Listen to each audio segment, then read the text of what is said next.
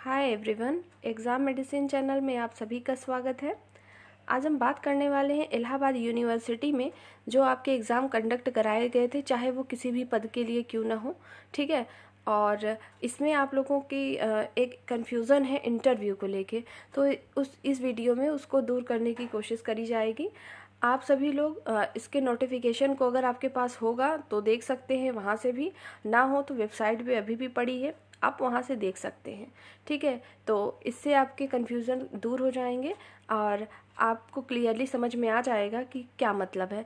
देखिए, आप जब नोटिफिकेशन डाउनलोड करेंगे तो वहाँ पे लिखा हुआ है जनरल इंस्ट्रक्शन, और भी चीज़ें हैं, आप इस पे आइएगा और आपके काम की ये लाइन देख लीजिएगा, सेकंड नंबर पढ़िएगा, ठीक है।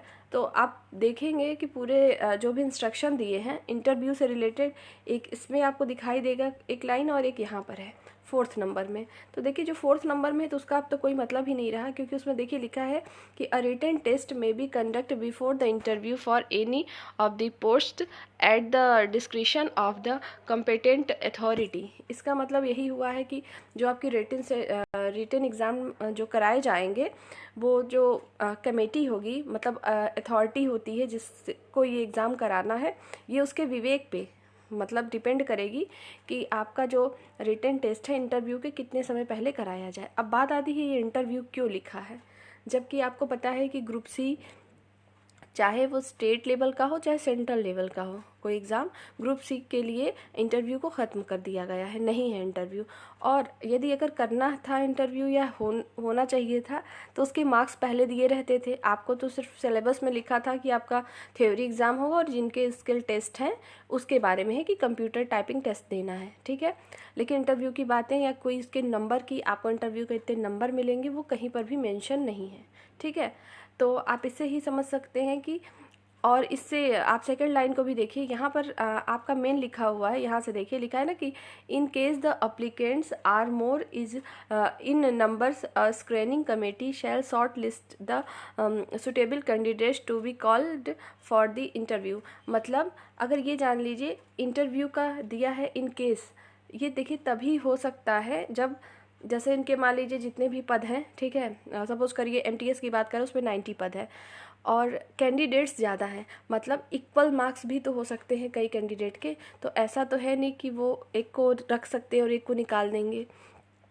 अगर ऐसा होता है तो इन केस अगर ऐसा हुआ तो ये इंटरव्यू कंडक्ट करा सकते हैं, ये कोई क्लियर नहीं है। तो इंटरव्यू का देखिए यहाँ पर कोई अभी भी मार्क्स तो दिया नहीं है कि होगा कि नहीं होगा, अगर होगा तो कितने नंबर का होगा।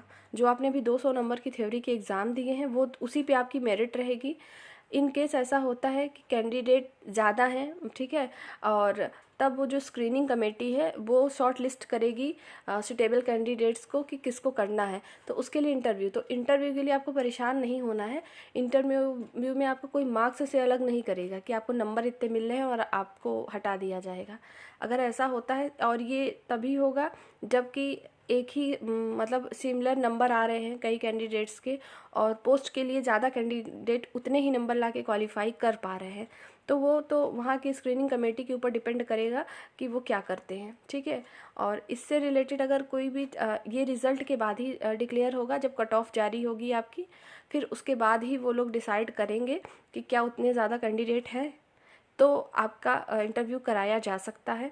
और इसमें भी इन्होंने लिखा है कि ऐसा नहीं कि कराएंगे ही, ये उनके ऊपर डिपेंड करता है कि होगा या नहीं होगा, ठीक है। अगर आप लोगों ने कभी रेलवे का एग्ज़ाम दिया होगा, आज से 5-6 साल पहले एक बार रेलवे ने एग्ज़ाम कराया था, तो कैंडिडेट उसमें सिर्फ सिंगल वन पेपर था, लेकिन कैंडिडेट की संख्या इतनी ज़्यादा हो गई थी कि बहुत सारे बच्चे सेम नंबर ला के और फिर बहुत ज़्यादा क्वालिफाई कर गए थे, तो शॉर्ट लिस्ट ही नहीं हो पाए। तो उन्होंने क्या किया, दोबारा से एक और रिटन टेस्ट ले लिया था, फिर उसमें बच्चों को शॉर्ट लिस्ट किया गया था। तो ठीक उसी प्रकार से देखिए यहाँ पर सिर्फ लिखा हुआ है कि ऐसा होगा, तो ये मान के चलिए कि हो भी सकता है और नहीं भी।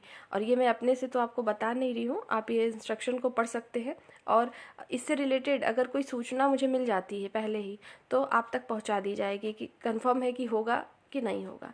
और ये अगर होता भी है तो आप लोग को इसके लिए प्रिपेयर रहना है, इसमें डरने वाली कोई ज़रूरत नहीं है।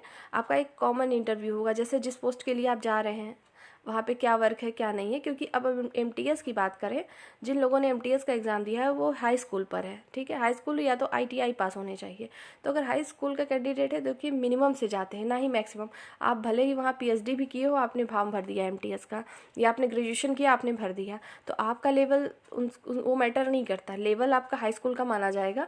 तो उम्मीद होती है कि आप उसके स्तर तक चीज़ों को जानते हो, ठीक है। इसी प्रकार से जितने भी पद हैं सब में हैं, ठीक है। तो आप लोग इंटरव्यू को लेके कन्फ्यूज़न में ना रहिए।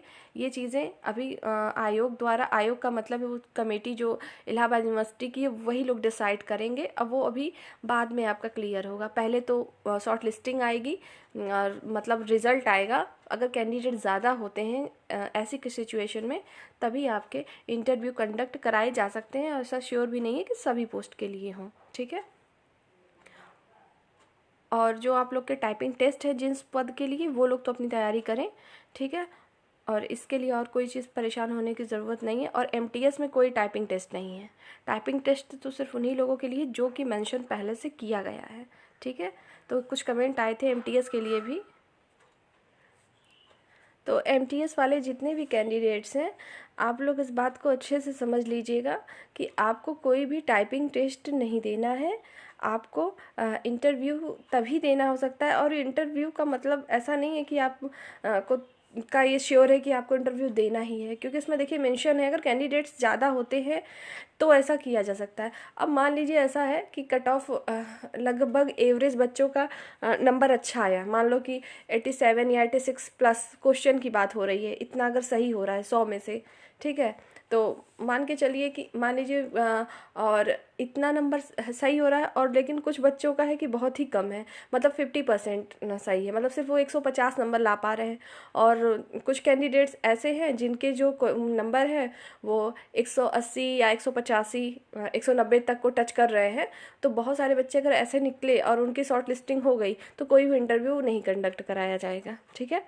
और यदि ऐसा होता है कि सभी बच्चे ने ऐसा ही कर लिया है, और तो इस केस में हो सकता है कि आपका इंटरव्यू कंडक्ट कराया जाए और उसकी कोई मार्किंग नहीं दी जाएगी। फ़िलहाल मुझे नहीं लगता कि इसमें कुछ ऐसा है। हाँ, आपको डॉक्यूमेंट वेरिफिकेशन के टाइम ही उसी समय आपको बुलाया जाएगा और एक आपका जनरल इंटरव्यू होगा, ठीक है। कि आप जिस पोस्ट के लिए जा रहे हैं, आपने नंबर तो लाया है, क्या आपको सारी जानकारियां हैं उसके बारे में या नहीं है। तो आप लोग इसके लिए थोड़ा सा कर सकते हैं, और इसके लिए अभी से कुछ पढ़ने की ज़रूरत नहीं है, ठीक है। इंटरव्यू के लिए ऐसा नहीं कि कुछ पढ़ना पड़ता है इन सभी इंटरव्यू के लिए एक्स्ट्रा। तो आप लोग क्या पहले रिज़ल्ट आने दीजिए। और रिज़ल्ट के लिए मैंने आपको जैसा कि बताया है, इसमें एक आध पोस्ट ऐसी रह गई है जिसका एग्ज़ाम अभी नहीं हुआ है, और इनके एग्ज़ाम तो अब दिसंबर में तो टाइम ही नहीं है। तो आपके एग्ज़ाम जनवरी में हो जाते भी हैं, और जनवरी में तो उसके रिज़ल्ट आने की पॉसिबिलिटी बिल्कुल नहीं लग रही है। तो मान के चलिए फरवरी तक आएगी। और इसके जो एग्ज़ाम फाइनल कराने की आप बात कर रहे हैं, तो इसका जब तक रिज़ल्ट आएगा फिर उसके बाद ही, क्योंकि देखिए इसका क्लियर तब होगा कि जैसे फॉर्म एक साथ ही निकला था, तो ऐसा नहीं है कि एक पद का डिक्लेयर कर दिया, फाइनल रिज़ल्ट ज्वाइनिंग दे दी, अभी दूसरा नहीं हुआ है, ऐसा नहीं होगा इसमें। कि मान लीजिए इसमें MTS वालों की ज्वाइनिंग हो गई और जूनियर ऑफिस असिस्टेंट वालों की भी टाइपिंग ही नहीं हुई है, तो ये लगभग सबको एक साथ ही लेके चलेंगे।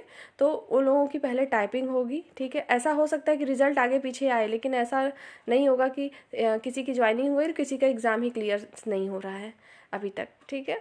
तो आप सब लोग अपने जो आगे नेक्स्ट एग्ज़ाम है आप उस पर पूरे फोकस होके पढ़िए, और जो भी अभी न्यू वैकेंसीज़ आने वाली है उसकी तैयारी करिए। आने वाले टाइम में आपको बहुत सारी वैकेंसी मिलेगी, लेकिन नंबर कम रहेंगे, मतलब पोस्ट की संख्या कम रहेगी। आप पे डिपेंड करता है कि आप कितने प्रिपेयर हैं, ठीक है। अगर आप में है तो आप निकाल सकते हो, तो आपकी सीट है, ठीक है। तो आप सब लोग अपने नेक्स्ट एग्ज़ाम की तैयारी करिए, इसके लिए कन्फ्यूज़न में ना रहिए। यदि कोई भी इन्फॉर्मेशन आती है तो मैं आप तक पहुंचा दूंगी, ठीक है। तो इस वीडियो में इतनी ही आप लोग को जानकारी देनी थी। नेक्स्ट वीडियो में फिर मिलेंगे। यदि आपको किसी अदर एग्ज़ाम से भी रिलेटेड कोई क्वेरी होगी तो आप कमेंट सेक्शन में हमसे पूछ सकते हैं, आपको वो क्लियर कर दिया जाएगा, ठीक है।